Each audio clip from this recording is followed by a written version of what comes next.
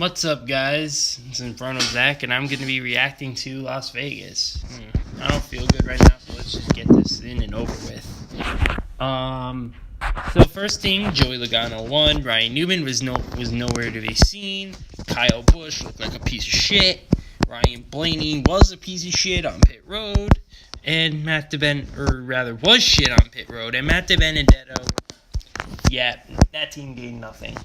So, the 2019 package debut. So, it looked like a typical Vegas race.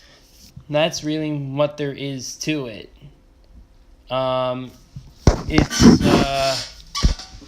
It was kind of surprising to me. I expected more of like a pack type thing.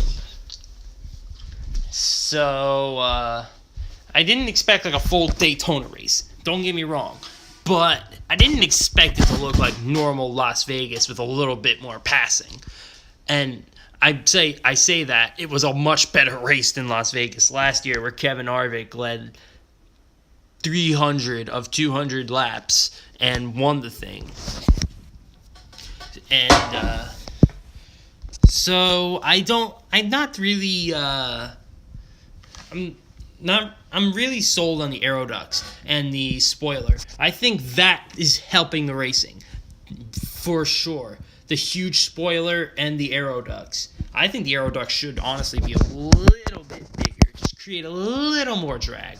Not so big that they totally cancel out clean air. I like clean air being a little bit of an advantage. But the aeroducts need to be bigger.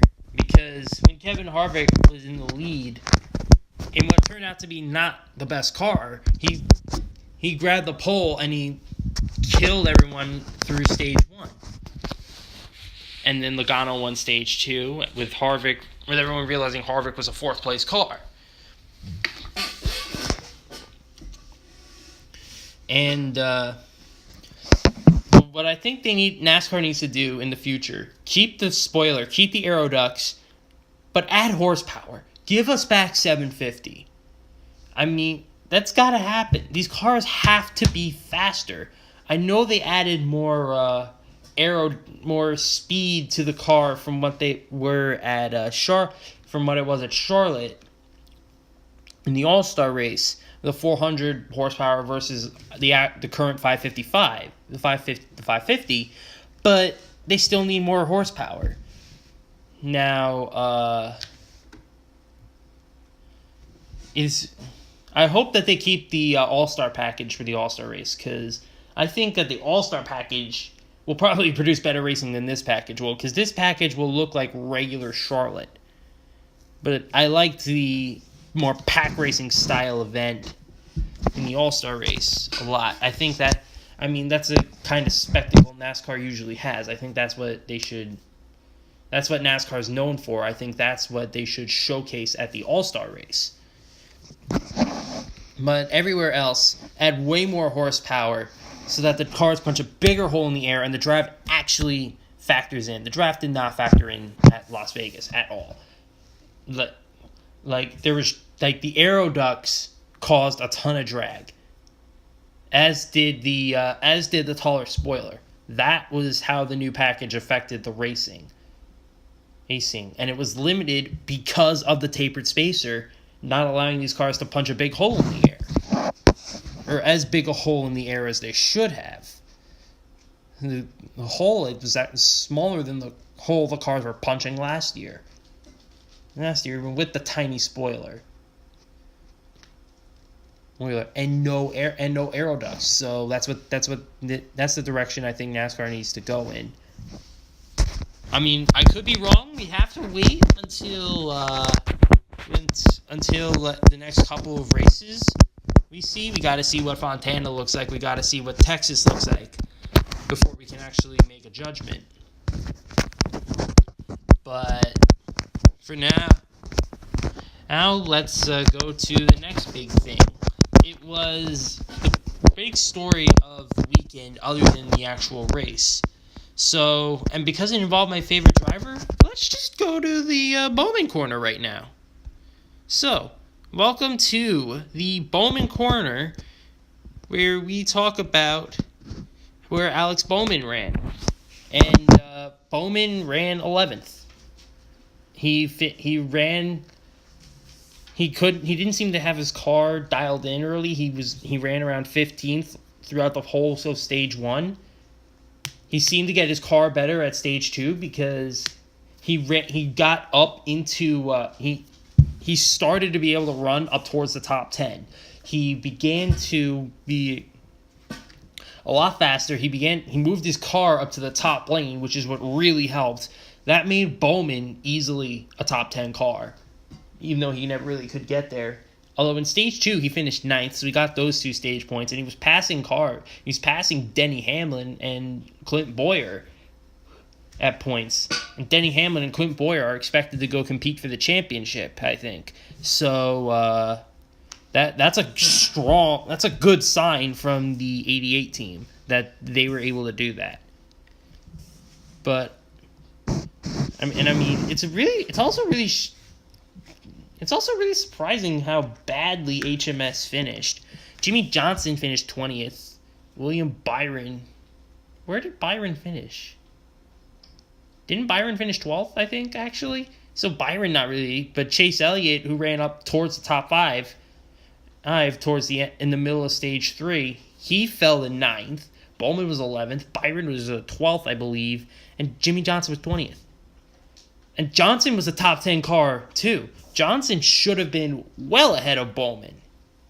But I don't know what happened to the 48. They just fell like a rock in stage 3 and just could not recover.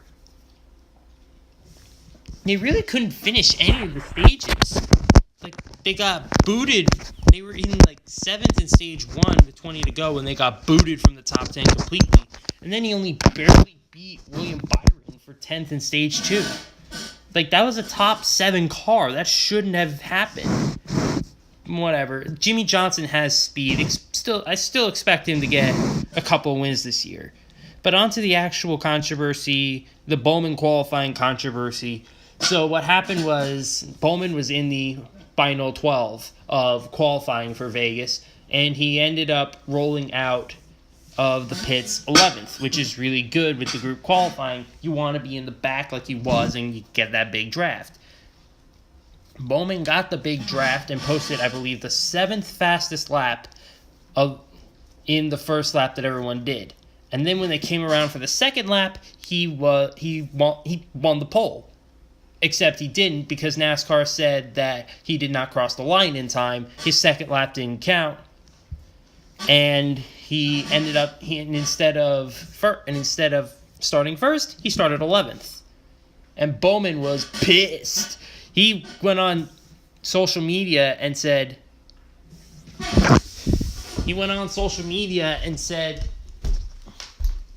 "Hey, look, we made the line.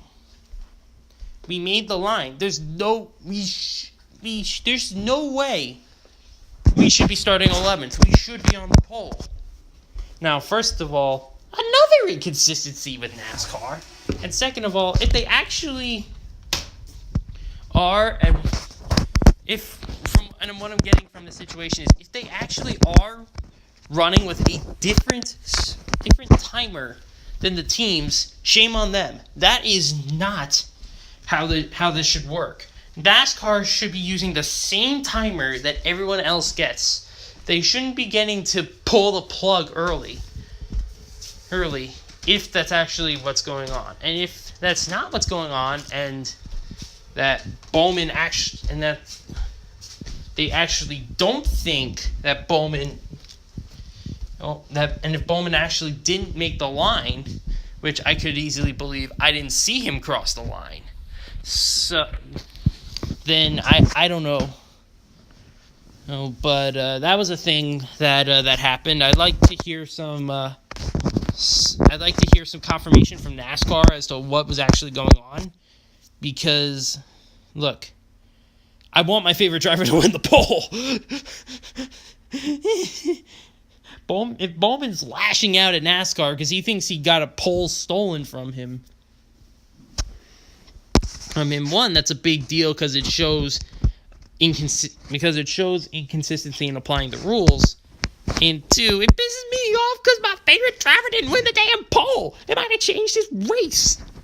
Might have changed his race completely. He could have, for all we know, his car was as good as Austin Dillon's was, and he could have been running top 5. I have the whole day, which would have been epic. I would have loved that race if Alex Bowman was running top 5. But, yep, he didn't. So, there we go. And it is what it is. Although I'd like to hear some confirmation from Jim France as to what that was about. Probably not going to, and it's not that big a deal. It's qualifying. It's not like he got points. It's not like a serious scoring error put Bowman 3 laps down and put him in 30th when he should have been 11th. So, that's okay. Moving on. Ford? Ugh. What's going on with Ford? They just have no speed. I mean, ugh. The Mustangs are just so slow. I can't believe how slow these Mustangs are. Like, they can't win a damn race. They can't win a damn race. They can't lead a damn lap. What the hell is going on with these Fords? Just kidding. Oh, man. I'm sick of the Fords winning already. I'm not sick of it. It's fun to see a Mustang in victory lane. It really is. But I'm a Chevy guy, so, yeah, no. I'm not feeling that. Yeah, but Brad Keselowski's been really fast. Joey Logano's been really fast. Kevin Harvick's shown a bunch of speed. Eric Almirola's shown some speed. Those four Ford guys are all really fast. I don't know why they're not sharing their notes with the other guys, because those guys look like they have taken a step back. And Almirola hasn't really taken much of a step forward. Or Kevin Harvick. But Almirola hasn't taken much of a step forward, though. Something always happens, and he ends up finishing 10th when he should finish 5th. And then Kevin Harvick leads a bunch of laps, but doesn't win. So, it looks like the Team Penske guys are the top dogs at Ford this year. They're looking pretty darn solid. And, I think it's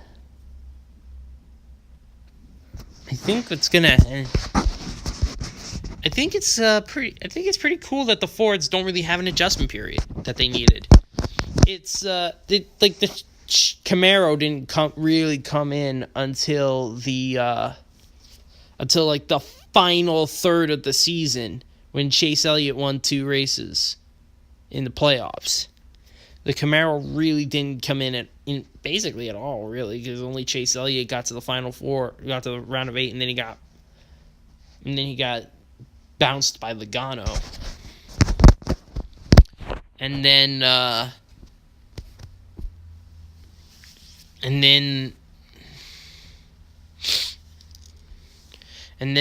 the only other wins were Chase and Watkins Glen and Austin Dillon.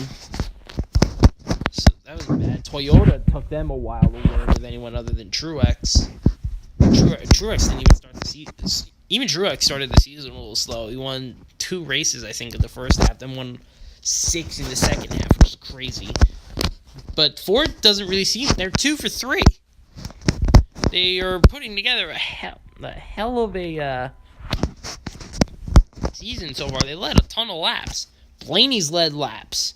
That's another one that's had a ton of speed, although I don't know what the hell's going on with Blaney right now. So... it'll be interesting to see if Chevy and Toyota can catch up. And so here's what I predicted in the standings on the left versus what's actually going on the right. And, yeah, I was way off. I had Daniel Suarez in 15th. He's 18th, which is not too far off, but he's not in the playoffs, which is bad. I had Jimmy Johnson in 8th, and he's actually 17th. So, woo, that's bad. And Alex Bowman, I had him in 10th. He's actually 12th, so I have him a little better than he actually has been. But I think it'll get better. I think that Hendrick has speed this year. No question. Hendrick is a lot faster this year. So you're not gonna wait until Watkins Glen to see a Hendrick Motorsports win. And you're not only going to see it from Chase Elliott this year. There's gonna be quite a few wins from Hendrick drivers this year. They're not going to be the dominant team, but they're going to be pretty good. Obviously, Matt DiBenedetto I had in the top 20. He's been nowhere to be found after Daytona. Ricky Stenhouse I had in 17th. He's actually 7th. So, yep. And then the big one, Kurt Busch. Woo! I whiffed on the one car. Woof. No, I thought Kurt Busch was going to have an adjustment period to a 20th place car. That's why I didn't have Kurt Busch in my top 20. I didn't have him far off. I had him like 21st or 22nd. But I did not have him in my top 20. And instead, he's gotten 2 top 5s and he's 10th in the points, which is kind of ridiculous. He's got 2 top 5s in 3 races, but he's 10th in the points? How? And I get it, he wasn't that good at Daytona, but neither was anyone else. Yeah, so moving on. ISM, I'm not gonna do my predictions for that because I have a different video that's gonna come up tomorrow for that one. But I'm just gonna say for now, watch the 4, the 9, the 88, and the 18. Those are gonna be the cars to beat on Sunday at ISM. Alright, thank you for watching. If you like this video, click the like button or the dislike button. I really don't care. As long as you subscribe to this channel. And until next time, I will fuck off right now.